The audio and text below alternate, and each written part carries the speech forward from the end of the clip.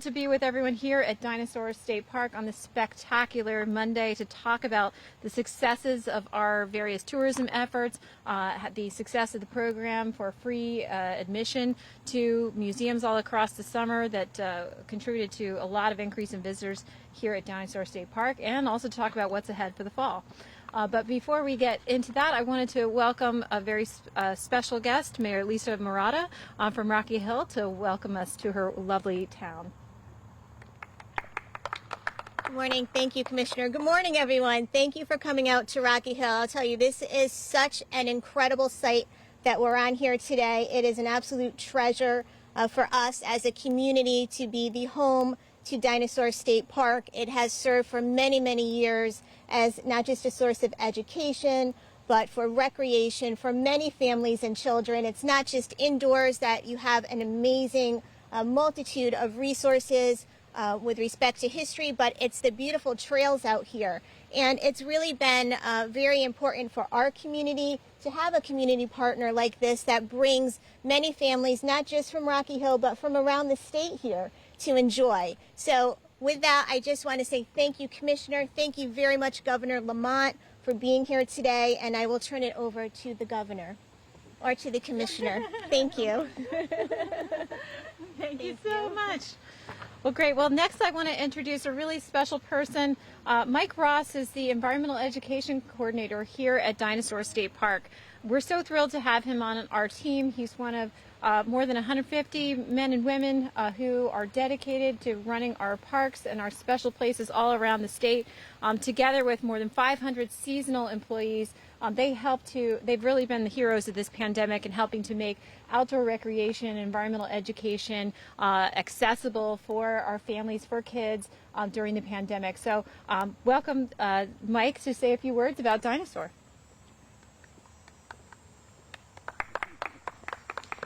Good morning. Now, since Dinosaur State Park is one of those unique hidden gems of Connecticut, I feel like it should give a short background. So it all started in 1966 when they were digging a foundation, a basement, for a state building. One of the excavator operators, his name was Ed McCarthy, with his machine flipped over a slab, and underneath the slab he saw a dinosaur track. So a lot of researchers and university staff came down. When all is said and done, they found over 2,800 dinosaur tracks right here in Rocky Hill. Now, at the time, there was a lot of push to have these tracks saved because this was such a unique location. Well, to be honest with you, there was some resistance in the state level to actually move the facility to a different location. But there was a very large push, not so much from the adults, but from the children of Connecticut, a huge letter writing campaign. School kids around the state wrote thousands of letters to state government saying that they need this location. They want to learn about dinosaurs. They want to have this location as a resource for them. And the state government listened, and through the children's voices, this location was established as a state park in the late 60s. Now, inside of our dome, we have over 750 tracks. If you remember, I said we have 2,800 tracks. The rest of the tracks had to be reburied in 1976 because there wasn't enough funds at the time to build a facility over it, and they're actually over behind me to my left. We're hoping that eventually, when funds become available, we'll be able to open that back up again to be available for researchers and for the enjoyment of the public. But until that time, you can see those dinosaur cutouts over there and other features as well when you come to Dinosaur State Park. Now, since this park was established primarily through the efforts and the voices of children, increasing access to Dinosaur State Park by all residents is really a top priority of our mission. The CT Summer at the Museum program was designed to do just that. Participating museums, Connecticut children 18 and over, along with one Connecticut resident accompanying adult, could be admitted to the museums for free. Now, this program began July 1st and ended September 6th. During that time, Dinosaur State Park's attendance was over 200% of what it was in July of 2019. And more than half of our total attendance were visitors who took advantage of the CT Summer program. Now, just based on conversations with many visitors, this was their first time at Dinosaur State Park, even though it's been around for more than 50 years. So Dinosaur State Park is one of those locations, one of the only locations where you can make a plaster cast of a real dinosaur track. And most days our casting area, we're full of excited children and adults making these tracks for the first time and some for the 5th time. In addition, over 9,000 visitors participated in our live shows, including fossil and mineral shows, live animal counters, and our movies. Now, after such a difficult year for so many, and while still in a health crisis, it was a real joy to see children and adults enjoying the outside and the unique natural resources that Connecticut has to offer. The Friends Group museum shop manager noted that for the first time ever, he saw our picnic tables filled with families enjoying meals together, bringing tablecloths and making the place their home even just for the day. Well, we have so many stories of wonderful visitor experiences. One comes to mind. There's a young girl, maybe about 6 or 7, that would come regularly every week or so with her grandmother. And why did she come so often? Well, she came to talk about anything and everything about dinosaurs with one of our longtime seasonal dinosaur experts, Patrick Murphy. While this program has ended, we are open year-round, and as long as conditions allow, we'll look forward to welcoming many more visitors, including primary school, high school, and university groups, as we head into the fall and winter months. And we hope to continue to provide space to relax, explore, and experience the outdoors and Connecticut's unique natural resources. I would also like to thank the tireless efforts of our seasonal staff, the Dinosaur Park and Arboretum Friends Group, and all of our volunteers for helping to provide quality and enjoyable experiences for our visitors throughout this time. And also to thank you to the Governor and the Commissioner and everyone for coming out today. Thank you very much. Well, thank you, Mike. I think the leadership that you've been providing and help making these wonderful places here at Dinosaur accessible to kids and to families, especially during the summer, is so inspiring. And the story that you hear about how the summer's gone here at Dinosaur State Park is really just a microcosm of what's been happening all across our state, throughout our state park system. We have over 130 state parks and forests all across Connecticut. We have a park within 15 minutes drive of every family in the state. That's one of the amazing things about Connecticut. It contributes to the high quality of life that has brought so many people to Connecticut, especially during the pandemic. I'm so proud that because of the tireless efforts of our state parks staff and seasonal employees and volunteers, that we've been able to keep our parks open throughout the pandemic. I think the story is now well known that we've seen a doubling of visitor numbers during the pandemic. So many people have rediscovered the importance of being outside, both for our physical and mental health. And these special places are so unique and wonderful. And just like the story you've heard about how Dinosaur State Park was initially protected, every community, every park that we have reflects the intention and the commitment of our state legislators, our state government, and the people of the state to protecting special places and to land conservation. We are thrilled through the CT that we've been able to be part of the CT Summer in the Museum program. Another great success story is the Park Connect program. Earlier this summer, I was proud to join Governor Lamont in announcing the new pilot program that we launched with the DOT to connect 5 state parks with public transit. Those parks are many of our most popular parks at Hammonasset, Silver Sands, Bluff Point, Fort Trumbull, and Sleeping Giant. And the Park Connect program is just winding up for the season for our shoreline parks, but I'm excited that we're continuing to provide bus access to Bluff Point, to Fort Trumbull, and to Sleeping Giant through existing transit routes. It's so important to our mission that we make sure that park access is available for everyone, whether you have a car or whether you take public transit. These places are for you, and especially as we head into the fall season, having that access to places like Sleeping Giant, which are really known for their foliage, is just really special. So we're excited to be part of that program. Of course, as we look ahead to the fall, we know that the reports are showing that we're going to have some great fall foliage this year. We're only a few weeks away from that spectacular display.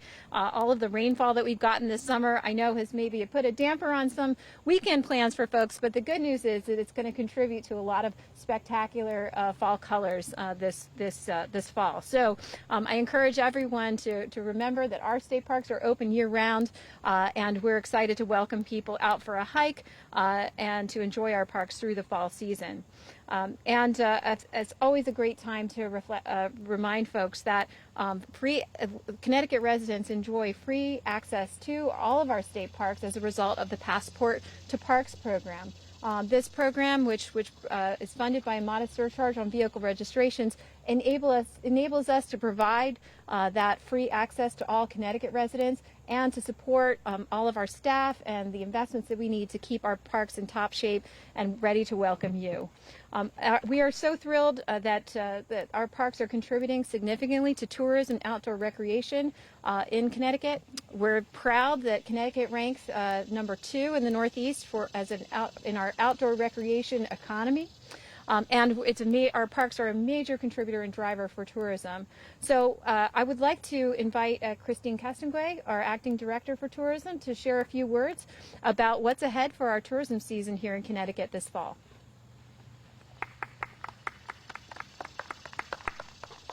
Hi, good morning. I'm Christine Castonguay with the Connecticut Office of Tourism. We are so delighted to share that so many residents and visitors came out this summer and said yes. We saw increased bookings at our overnight accommodations. We saw increased attendance at all of our attractions, and great events throughout the state were attended. As we heard here this morning, another program that we supported was the CT Summer at the museum. And just like the Dinosaur State Park, we had many partners that saw a tremendous increase in attendance, so much to the fact that the New Britain Museum of Art over the weekend announced that they will now continue to offer free admission to those 18 and under. We also heard from our friends up at the Old Newgate Prison that the children's attendance was up over 92%. So lots of great success coming out of summer. We're excited to continue to build on that momentum. As we heard, we're primed and ready for some great fall foliage.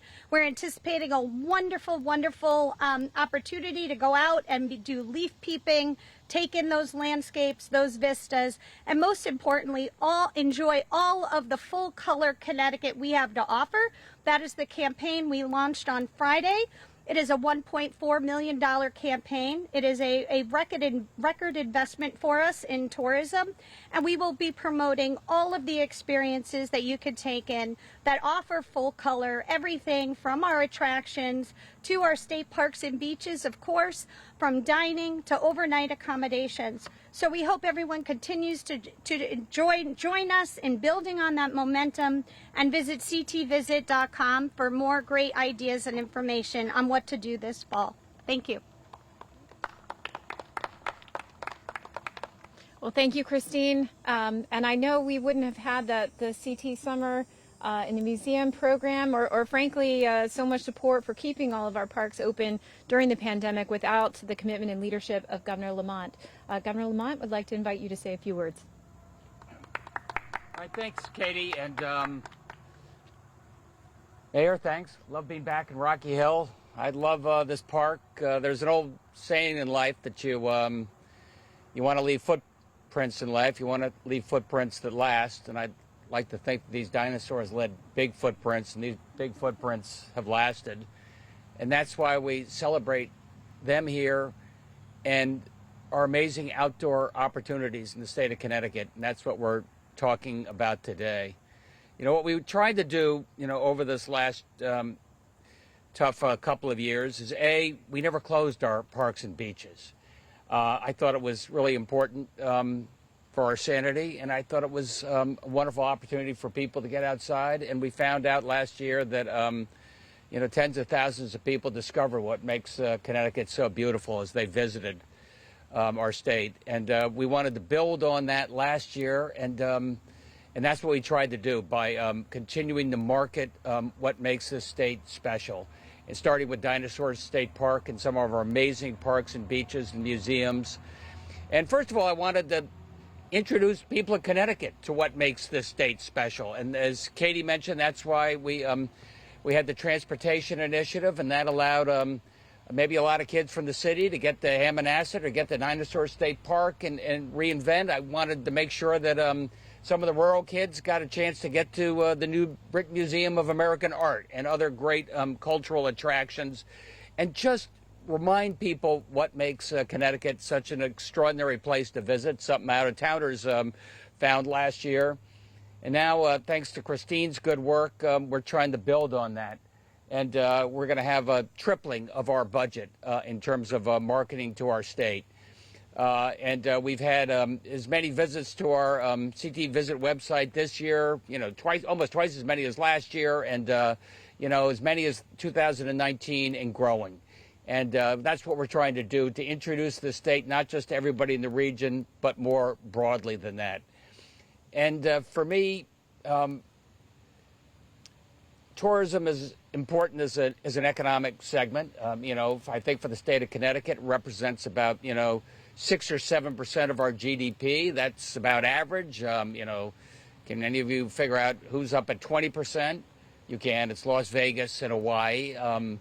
Florida a little less than that. But look, if we can get our tourism sector up by, just increase it a bit every year. What it means in terms of tourism, what it means in terms of our hotels, what it means in terms of our restaurants, and what it means in terms of introducing people to what makes this state so beautiful and what makes it so special. So when we're marketing the state with a $24 million budget over the next 2 years, tripling what we've done in the past, we're telling tourists what makes the state special, and we're telling potential homeowners who are looking around and thinking about options, businesses who are looking around and thinking about options. We're marketing the state of Connecticut more broadly. And you can tell that it's working. You can tell that by the number of visitors we've had, not just last year, but this year. You can tell that by the fact that we've had tens of thousands of new families, net new families moving into the state of Connecticut. And you want to build on that momentum. And that's why we're here today. And a special shout out to the, DEEP team and the Parks and Rec team and everything you're doing. We've had 500 folks who stepped up over the last many months, one more month to go, helping to keep our parks so beautiful, like right here at Dinosaur. And we got a little way to go. I was just informed that leaf peeping, fall foliage, as they say in Connecticut, is our second busiest tourism cycle, and it's really important that we tell our story. And sorry about all the rain. That was a lot of bad came out of that. I didn't know it resulted in really great foliage. So come and enjoy it, everybody. Thanks.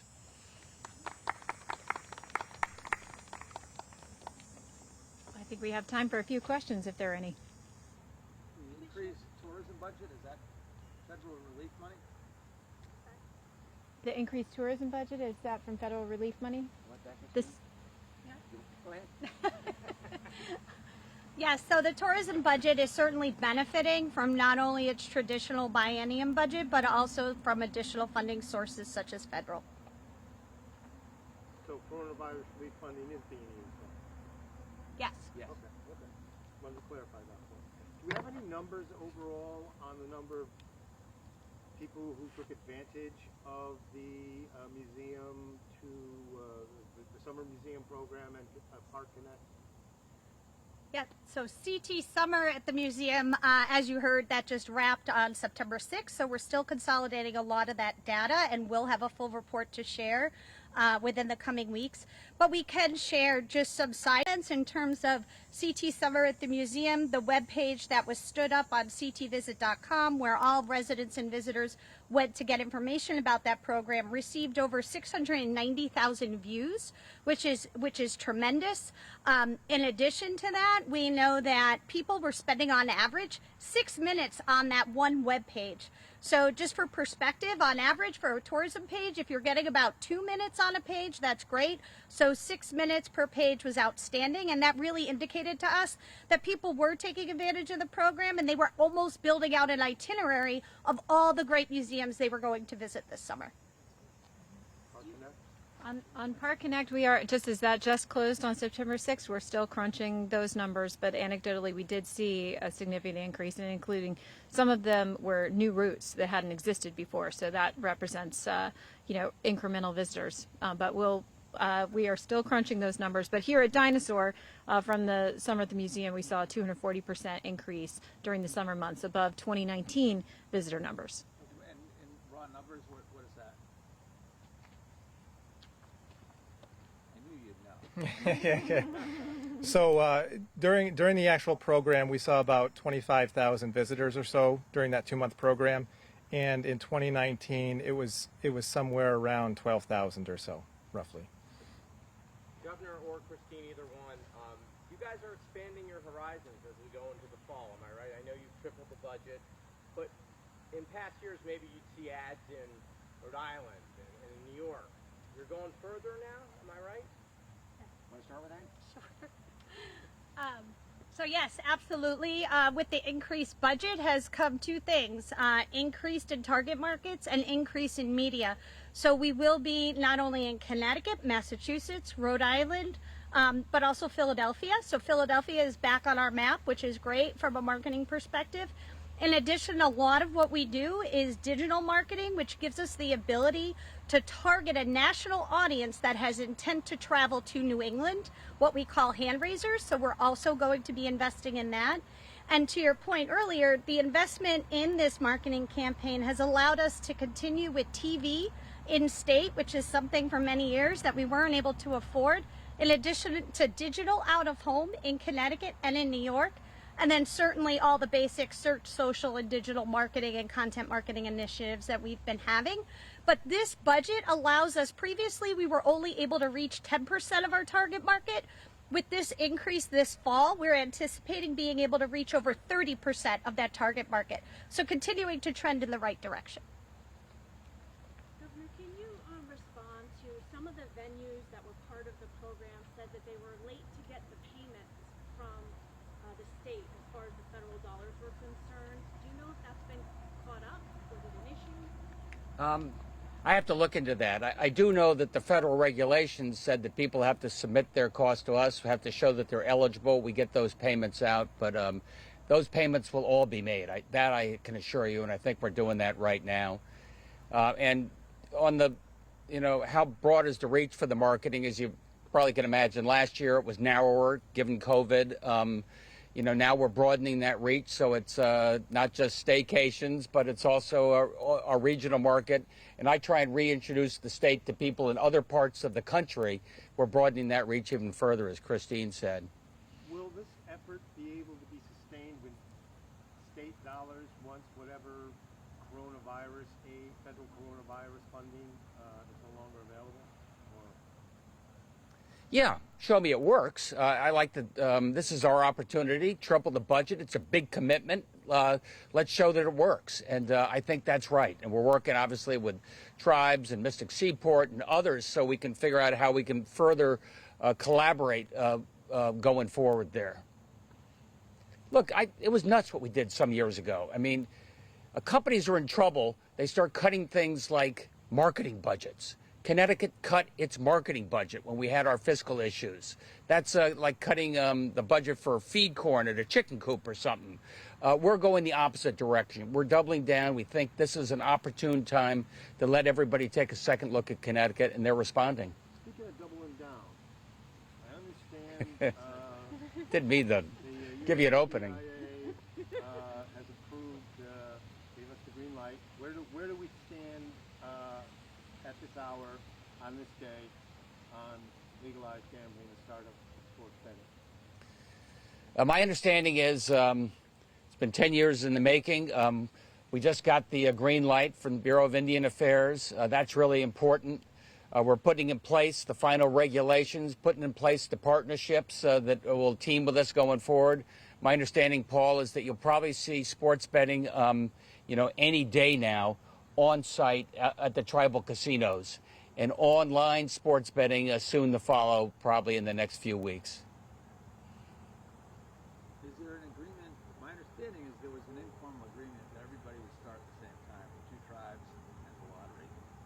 Is that a formal I don't think that's a formal arrangement. My instinct is that the tribes hopefully will do something collaboratively at the same time on site, and we're just waiting for the final approvals so we can get everything going online as well. Okay, we're into the second week of September, so I'll ask my weekly question about what's the current status of extending the emergency powers beyond September 30th. I think that Paul Mounds, our chief of staff, is in active discussion with the legislative leadership. I think we ought to have a special session. I think that special session should be sooner rather than later. I know the leadership's trying to figure out when they can get a quorum in place. I'm somebody that thinks that look at how much has changed in the COVID landscape with vaccines and presidential mandates just in the last few days. So it doesn't end on September 30. We got to be able to respond and respond quickly to keep people safe. I'm somebody that welcomes input from the legislature as long as they can do it on a timely basis. We're having good discussions with the legislative leadership, the Gang of Six. They can get together via Zoom or otherwise in very short order to confirm any EOs that we need going forward, or vote them up, vote them down, so they have their footprints on what we're trying to do as well. I think it's really important that we work on this together.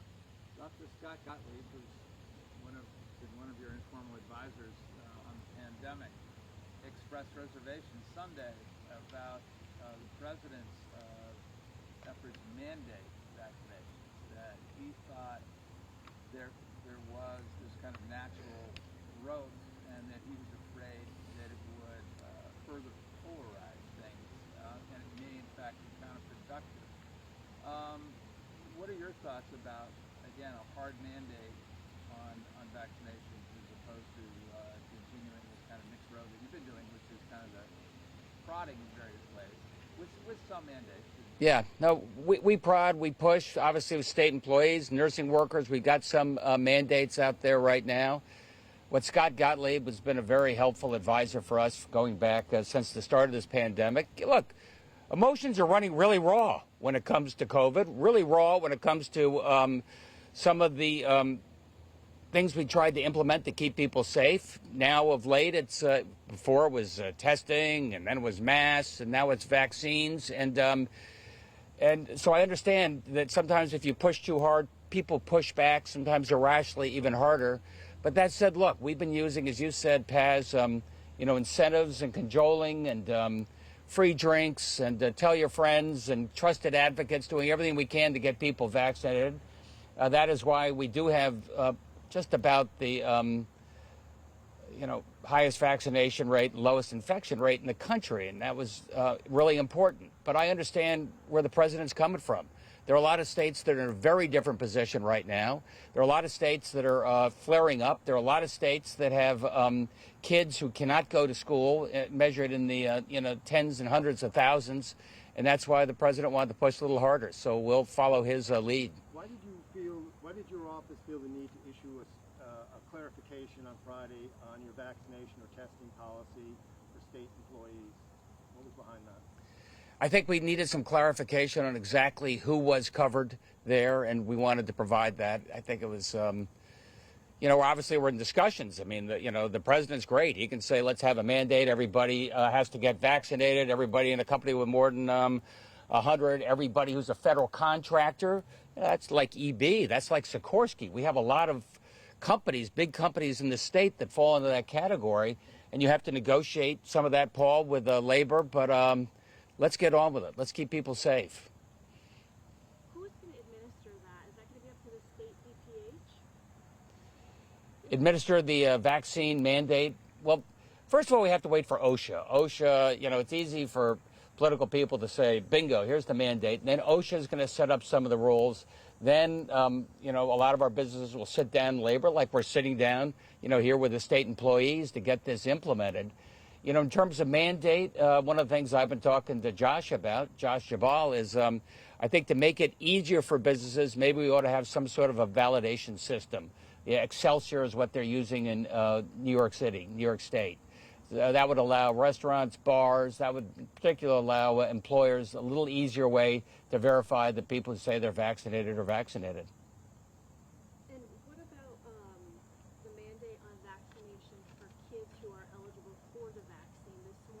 Secretary Cardona came out and said he would be supportive of that, as some states have already done that. What's your position? I think we're not quite there yet. I want to keep kids in school, and I want to keep teachers there. We've mandated it, obviously, for teachers and vaccines. I think that's really important. I'm told that we've got probably over 2/3 of our 12 through 18 vaccinated. So I think I'm going to hold off on that a little bit longer. And Jody, you know, the emergency use authorization is something that comes up, and it's still under EUA for those younger folks. Well, are you waiting to see if ACIP, the advisory committee on inoculations for school-age kids, you know, they basically recommend that the schedule that we see now here in other states. Is that what you would like to see, to have that be standardized? Yes, it would be after complete authorization, and then also have ACIP weigh in on that? I think if they weighed in, I think if we had complete authorization, if we were stalling out and only 2/3 of our, you know, 12 to 18-year-olds were vaccinated, certainly, Paz, if I saw flare-ups like you see in Florida and Georgia and Mississippi, we don't have that right now in Connecticut. So I think we have a little time to get it right. And getting back to one of Paz's questions about the leadership, will you be meeting with the General Assembly leadership, either the Democratic leadership and the Democratic governor, or the Democratic governor and the bipartisan leadership, to discuss an extension of your emergency authorization? Yeah, the answer to that is yes. And in the meantime, I like to use the telephone a lot. Yeah, you know, I'm just wondering, is there a meeting scheduled for this week, for example? I guess that's what I'm saying. I got to get back to you, but there should be. Thanks, everybody. Appreciate it.